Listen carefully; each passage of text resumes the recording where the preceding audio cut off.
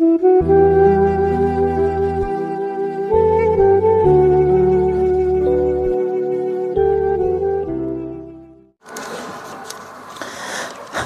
نماز حول کدام وقت خوانده می شود و کدام سوره ها رو جمع کرده می شود. نماز حول گفتگی این در حق میت است عزیزان من. وقتی که انسان انشاءالله از دنیا میگذرد، اولین انشاءالله خدا خواهد شب وزمینی برای میت اولین شب است عزیزان من. چون که ما و شما وقتی که از دنیا میگذریم برای چی وزمین است؟ چون که در همون وقت ما و شما چکار میکنیم؟ در قبر پرسیده میشیم.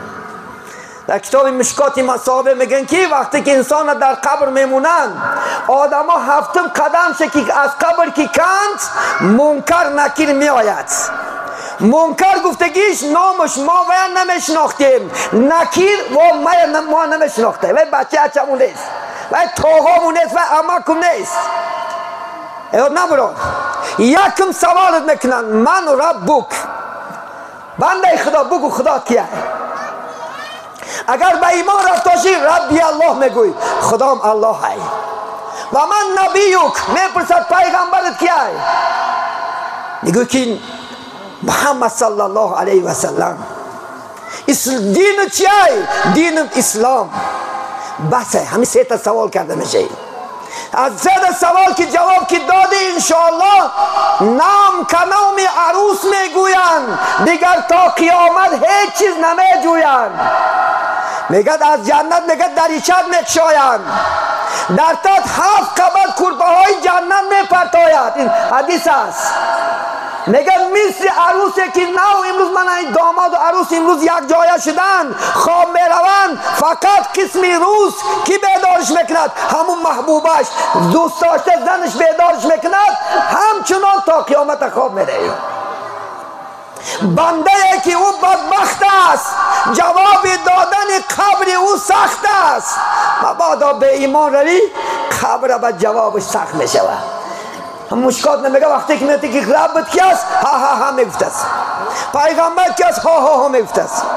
نمیدونیست چون که نشناخت در دنیا فرمان یا فایدگاش یک بار نکرد. در دنیا انشاءالله خدا خواهد پیغمبرش نشناختو. همون شب برای یاردمش همه اهل خاندان میگد 2 رکعت نماز نفل خوانند. نماز نفل خوان ثواب شه همون میت نبخش. بخش ثواب شه خدا خواهد. گو که پدر جان می، مادر جان می، قبر می جف عزیزی من جفیدنش برای شما محمد میگم. حتی کودکا سوال جواب میشته عزیزانی من. بین ابراهیم بچه حضرت و 1 سال و 7 ماه بود، 1 سال و 7 ماه بچه که رسول الله وفات کرد در دستش، آبای دیده رسول الله جاری شد.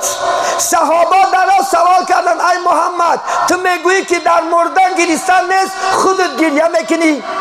گفت من شما را از داد گفتن، رو کندن، مو کندن، تنسه کردن، بیچه دوچه پریدن، گریبان پاره کردن من میکنم. نه که آبی دیده این آبی رحمت است. گفت این نسبتی پدری و بچگی من است. گفت وقتی که میگه حضرت عمر خاک نمیگه بردکش، محمد میگه به دستش موندش، بعد گفت میگه بچم ابراهیم جان میدانی مبادا منکر نکید بپرسد خدا کیه؟ بگو ربی الله. گو بچه جان اشارتی پرسد که پیغمبرت کیه؟ پدر محمد صلی الله علیه و سلم. گو اشارتی پرسد دین چیه؟ گو دینم اسلام ای.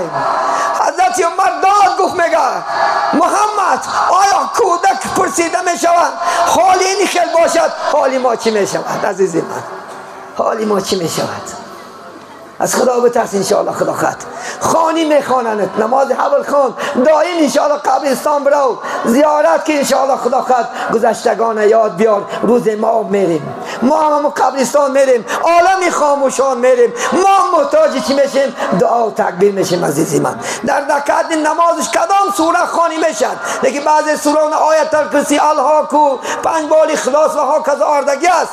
لیکن کسانی که 1-2 سوره میدونی همون سوره کتی هم باشه خان و انشاءالله سلامته و گو پروردگار ثواب همین حاصل شده شد. همین انشاءالله میته که پدرم است، خالم است، مادرم است، جورم است، نام گناهاشو بگیرو بخشش انشاءالله الله مهربان است شاید رحمش کند و چیکار کند گناهاش مغفرت کند عزیزی من